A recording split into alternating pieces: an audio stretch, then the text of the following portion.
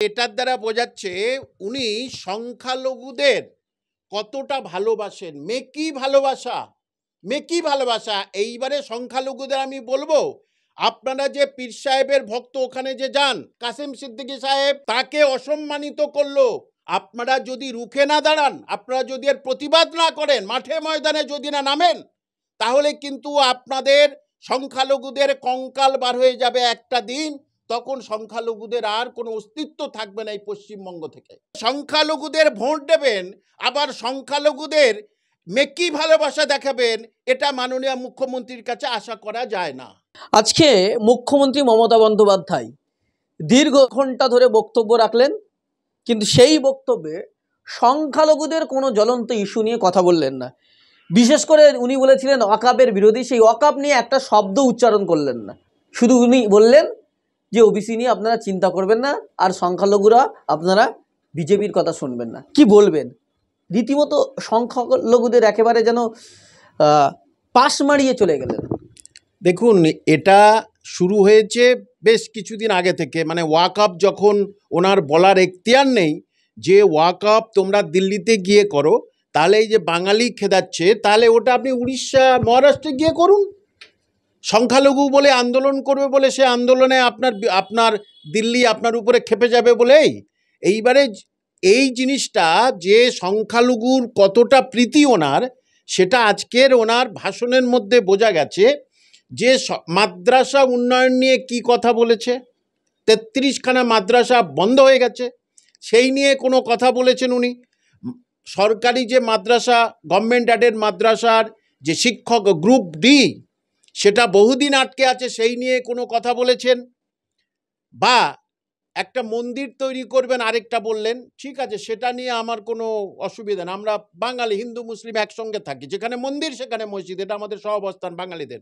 কিন্তু একবারও বলেননি যে তোমাদের জন্য একটা মসজিদ তৈরি করে দেবো। এবারে দীঘাতে অন্তত একটা মসজিদ তৈরি করে দেবো, এতে যারা হিন্দু ভাই বোন তারা মাফ করবেন, কারণ আমি মন্দির মসজিদের বিরোধিতা করি না। কিন্তু উনি যদি এত এই যে সংখ্যালঘুর সমস্ত ভোটটা তো নিজের হাতে নেন, তাহলে সেখানে কেন উনি বললেন না একবারের জন্য যে মসজিদ তৈরি করে দেবো? সংখ্যালঘু ভাই বোনদের কি বলল, তোমরা বিজেপির কথা শুনবেন না। আপনি কি করছেন? মুসলমানদের কি প্রোটেকশন দিচ্ছেন আপনি আগে বলুন। মুসলমানদের কি প্রোটেকশন দিচ্ছেন? মালদায় মুসলমান মরল, আবার মুসলমানকে ধরে নিয়ে গেল, অ্যারেস্ট হলো। তারপরে ভাঙড়ে মুসলমানকে ধরলো, মুসলমানকে নিয়ে চলে গেল। আবার ফের বীরভূমে মুসলমান মরল, একজন মুসলমানকে অ্যারেস্ট করে নিয়ে চলে গেল। তাহলে আমাদের কমাচ্ছেন জনসংখ্যা? এইটা কি আপনার প্ল্যান নাকি? এই প্ল্যান ছাড়া আর কি বলবো? আপনি এর বিরুদ্ধে কোনো কথা বলছেন না কেন? যে তোমরা ভোটের সময় ভোট দেবে, অন্য কোনো সময় এইরকম মারপিট করবে না, সেটা নিয়ে একটি কথা উনি বললেন না তো। আর আরেকটা যেটা বলবো, যে কিছুদিন আগে কাসেম সিদ্দিকী মহাশয়, তিনি কিছু মুসলিমদের কাছে তিনি পীর, অনেক মুসলিম সেখানে যান এবং তারা সম্মান করেন ওনাকে। কিন্তু তিনি ওনার কাছে গিয়ে কি বলতে চাচ্ছিলেন, সেখানে হচ্ছে কি প্রায় দূর করে তাড়িয়ে দিল। কেন?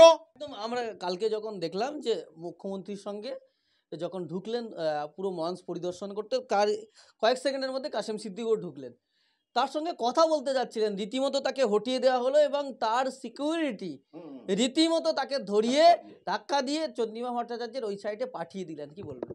এই যে এটার দ্বারা বোঝাচ্ছে উনি সংখ্যালঘুদের কতটা ভালোবাসেন। মেকি ভালোবাসা। এইবারে সংখ্যালঘুদের আমি বলবো, আপনারা যে পীর সাহেবের ভক্ত ওখানে যে যান, তাকে অসম্মানিত করলো, তো আপনারা এর প্রতিবাদ করবেন না? আপনারা আবার ভোট দেবেন? যে পীর সাহেবকে অপমান করছে, ওটার কেন ব্যাপারটা আমার মাথায় যেটা আসলো, যে এক্ষুনি যদি আমার পাশে বসে, এদিকে ববি থেকে শুরু করে তারপরে রাজ্য সভাপতি তিনি বসেছিলেন, এই যে তাহলে সাধারণ সম্পাদক তিনি কেন পাশে বসবেন না? কিন্তু ওই যে আমার পাশে যদি দাড়ি টুপি একজন বসে, তাহলে আমার তো হিন্দু ভোট কমে যাবে। না না না না, একেবারে হবে না। অর্থাৎ এটাই হচ্ছে কি ওনার সংখ্যালঘু প্রীতির আসল রূপ। এটাই হচ্ছে ওনার আসল রূপ। আজকে আমরা দেখলাম যে সেই কাসেম সিদ্দিকীকে মুখ্যমন্ত্রী মমতা বন্দ্যোপাধ্যায় নাম তো নিলেন না বক্তব্যের সময়, সেই কাসেম সিদ্দিকী মেন মঞ্চে বসতে পারলেন না, দ্বিতীয় মঞ্চে বসতে পারলেন না, একেবারে তৃতীয় মঞ্চের তৃতীয় সারিতে লাস্টের দিকে পিছনের সারিতে তাকে বসতে হতো, অথচ তিনি দলের সাধারণ সম্পাদক। তাহলে যেখানে এমপিরা আছেন, রাজ্য সভাপতি আছেন, সেখানে একজন সাধারণ সম্পাদকের এই অবস্থা। যেখানে যখন সাধারণ সম্পাদক কুণালদা ছিলেন, কুণালদার সব জায়গায় মুখ দেখা যেত। তাহলে দাঁড়িয়ে টুপি আছে বলে কি ওনাকে নিয়ে এই খেলাটা খেলছে না? এছাড়া তো অন্য কোনো কিছু নেই। একবার তো বলতে পারে কাসেম সিদ্দিকী সাহেব আপনি সামনে আসুন, সামনে তো বলতে পারেন। বহু মুসলিম তারা তো ওখানে গেছেন, এই যারা গেছেন তাদেরকে আমি বলবো এই কথাটা আপনারা ভাবুন। ববি হাকিমকে নিয়ে পাশে বসিয়ে রেখে দিয়েছে, সামনে ববি হাকিমের মেয়েকে দেখলাম আমি, যেন ববি হাকিমের মেয়েকেও দেখলাম। তাহলে যে রাজনীতির মধ্যে নেই, তাহলে যে ফুরফুরা শরীফের পীরজাদাকে রীতিমতো অপমান করা হয়েছে, এটা যারা ফুরফুরার সিলসিলা তাদেরকে কিন্তু রীতিমতো উনি অপমান করলেন। অর্থাৎ সংখ্যালঘুদের ভোট নেবেন, কিন্তু সংখ্যালঘুদের ভালোবাসাটা আপনি দেখাবেন না কেন? ন্যূনতম সৌজন্যটুকু নেই, ন্যূনতম সৌজন্যটুকু নেই। আমি আপনার চ্যানেলের মাধ্যমে কাসেম সিদ্দিকীকে এটা জানাতে চাই যে এই রকম ভাবে আপনি পীর সাহেব হয়ে মানুষের কাছে আপনি সম্মানিত হন, সংখ্যালঘুদের কাছে পীর সাহেব হয়ে আপনাকে এরকম ধরনের বঞ্চনার শিকার হয়ে তবু আপনি সেই দলে থাকবেন? আমি মাননীয় কাসেম সিদ্দিকীকে একটি প্রশ্ন করছি। কাসেম সিদ্দিকী সাহেব, আপনি মাননীয় মুখ্যমন্ত্রীকে জিজ্ঞেস করবেন, কামাল হোসেন বলে একটি ছেলে যে আপনার দলে গুরুত্বপূর্ণ একটা পদে ছিল, সে মাদ্রাসার দুর্নীতি নিয়ে প্রতিবাদ করে বারবার চিঠি দিয়েছে, উত্তর দেয়নি বলে আমি পদত্যাগ করে চলে এসেছিলাম। যে সুতরাং কাসেম সিদ্দিকী সাহেব, এবারে প্রশ্ন উঠছে আপনার ইমানদারিত্ব নিয়ে। আপনি কতটা হাদিস কোরআন মেনে চলেন, ইসলাম ভক্ত সেটা নিয়ে আপনার প্রশ্ন তুলবে কিন্তু সংখ্যালঘুরা। এবারে সংখ্যালঘুদের জবাব কিন্তু কি জবাব দেবেন আপনি সেটা প্রস্তুত হয়ে থাকুন। আপনার বিবেকে বাঁধলো না? আপনার দাড়ি টুপি বলে আপনাকে পেছনের সারিতে রেখে দিল, একেবারে পেছনের 3 নম্বরে বললেন রেখে দিল। আপনার কথাটা কি একবারও উচ্চারণ করলেন না? একবারও উচ্চারণ করলেন না। সেখানে তো প্রচুর সংখ্যালঘু মানুষ গেছেন। তাহলে সংখ্যালঘুদের বোঝার সময় এসেছে, তারা আপনারা এর উপযুক্ত জবাব দিন। একটা মন্দিরের কথা বললেন, আমি তো আবার বললাম মন্দির করতেই পারেন, মসজিদ করে দেবো একটা কথা বলেছে, একটা বড় কবরস্থান আমি সেটাকে চারিদিকে সুন্দরভাবে সাজিয়ে দেবো সেটা কিও বলেছেন। রমজান মাসে অনেক গরিব প্রান্তিক মুসলমান তারা সামান্য ছোলা শরবতকে রোজা ইফতারি করে, রোজা ভাঙে। একবার কি আজকে দাঁড়িয়ে বলেছেন যে রোজার সময় আপনাদের প্যাকেট যাবে ঘরে ঘরে? যেখানে পুরীর জগন্নাথ মন্দিরের পরে প্রসাদ গেল, যেতেই পারে, সেটা স্বাভাবিক, এই নিয়ে আমি অন্য কিছু ভাবছি না, হিন্দু ভাই বোন আমাকে মাফ করবেন। তাহলে রোজার সময় আজকের আপনি বলতে পারতেন ওই সমস্ত গরিব মা বোনদের তারা অন্তত পক্ষে ফল খেত কিছুদিন, বেশ সপ্তাহখানেক অন্তত ফল তো তাদের দিতে পারতেন। তাহলে সংখ্যালঘুদের ভোট দেবেন, আবার সংখ্যালঘুদের মেকি ভালোবাসা দেখাবেন, এটা মাননীয় মুখ্যমন্ত্রীর কাছে আশা করা যায় না। এই যে আজকের এই মঞ্চ, যে মঞ্চে সবার কথা বললেন, সব কথা বললেন, সংখ্যালঘুদের উনি কি ভুলে গেলেন? অথচ উনি নিজে সংখ্যালঘু দপ্তরের মন্ত্রী।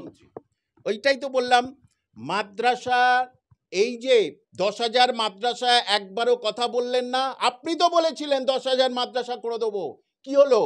তাদের মধ্যে যেগুলো করলেন তার ভিতরে এই 53টার মতো না 23টার মতো বন্ধ হয়ে গেছে, একেবারে তারা আর মাইনে পায় না। তাহলে সে নিয়ে একটা কথা বললেন না? মাদ্রাসা সার্ভিস কমিশন 14 বছর হয়ে গেল, তার রেজাল্ট বলেছে আবার তার উপরে কেস হয়েছে, যে কেন? তাহলে আপনি তো মাদ্রাসার বা সংখ্যালঘু উন্নয়নের মন্ত্রী এবং মাদ্রাসার মন্ত্রী, তাহলে সেই নিয়ে আপনার মুখে একটি কথা নয় কেন? শুধু ভোটের সময় আপনি সংখ্যালঘুদের নিয়ে মারপিট করাবেন, বোমাবাজি করাবেন।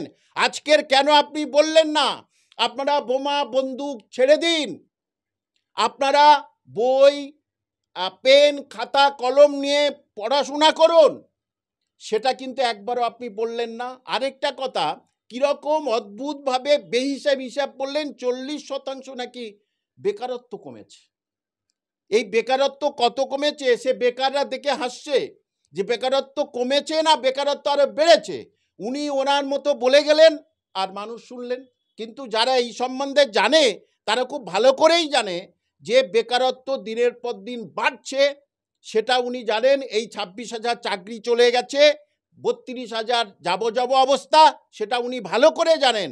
তাহলে শিক্ষা দীক্ষা নিয়ে কোনো কথা নেই, কোনো কথা নেই। সংখ্যালঘুদের ভোট পাবেন, ঝাঁটিয়ে ভোট পাবেন, সংখ্যালঘুদের নিয়ে একটু প্রীতিটুকুও দেখাতে পারলেন না আজকের। এটাই হচ্ছে কে সংখ্যালঘু ভাই বোনদের কাছে আমার অনুরোধ, আপনারা যদি রুখে না দাঁড়ান, আপনারা যদি এর প্রতিবাদ না করেন, মাঠে ময়দানে যদি না নামেন, তাহলে কিন্তু আপনাদের সংখ্যালঘুদের কঙ্কাল বার হয়ে যাবে একটা দিন। তখন সংখ্যালঘুদের আর কোনো অস্তিত্ব থাকবে না এই পশ্চিমবঙ্গ থেকে।